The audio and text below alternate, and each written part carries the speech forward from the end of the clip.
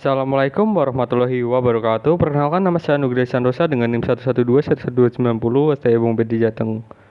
Di sini saya akan menjelaskan mengenai analisis regresi sederhana pada aplikasi SPSS. Berikut adalah soal yang akan kita gunakan. Seperti biasa, pertama-tama kita klik variable view dan kita masukkan variabel sesuai dengan data yang tertera pada soal. Selanjutnya kita klik data view dan kita input data yang telah kita siapkan sebelumnya. Klik analyze, pilih regression, pilih linear. Pindahkan variabel penjualan ke kolom dependent dan pindahkan variabel biaya promosi ke kolom independent. Lalu masukkan variabel nama daerah ke kolom cash label.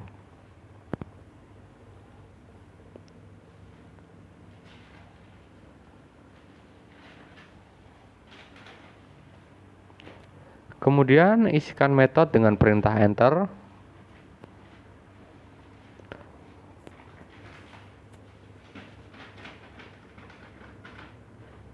Kemudian klik option. Masukkan entry 0,05 dan 0,10 pada removal. Lalu beri centang pada include constant in equation dan pilih exclude cash likewise. Klik continue. Pilih kolom statistik lalu centang estimate. Pada sebelah kanan kita centang describe dan model fit lalu klik continue. Klik OK untuk memproses data. Berikut adalah output hasil dari pemrosesan data tadi ya. Setelah melakukan proses analisis, maka hasilnya sebagai berikut.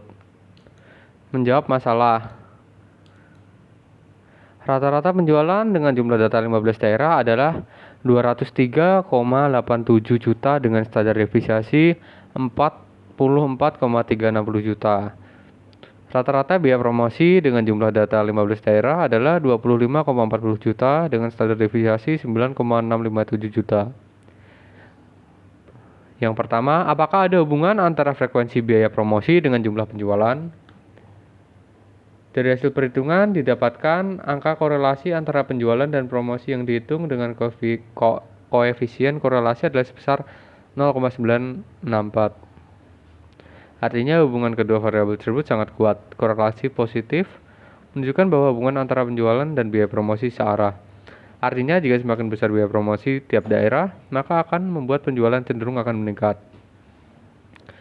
Berdasarkan arahnya, apabila positif maka hubungannya searah. Jika satu variabel naik, maka yang lain ikut naik. Apabila negatif, maka hubungan berlawanan. Jika satu variabel naik, maka yang lain akan turun. Berdasarkan nilai derajat korelasinya baik positif maupun negatif, 0,7 sampai 1 adalah kuat, 0,4 sampai 0,7 sedang, 0,2 sampai 0,4 rendah, di bawah 0,2 lemah atau diabaikan atau dianggap tidak ada hubungan antara dua variabel. Untuk melihat hubungan antara variabel biaya promosi dengan penjualan signifikan atau tidak dapat dilihat dari angka probabilitas sebesar 0,00 yang lebih kecil dari 0,05. Ketentuan mengatakan jika probabilitas lebih kecil dari 0,05 maka ada hubungan signifikan antara kedua variabel tersebut dan sebaliknya. Menjawab masalah 2, apakah kecenderungan penjualan di masa yang akan datang mengalami kenaikan atau penurunan? Untuk kepentingan tersebut kita menggunakan angka-angka di atas pada bagian predicted value. Cara melihatnya membandingkan antara data penjualan penelitian awal dengan data penjualan hasil prediksi. Jika ingin mengetahui cara perhitungan angka penjualan yang diprediksi, hitunglah dengan rumus sebagai berikut. Y sama dengan A plus BX.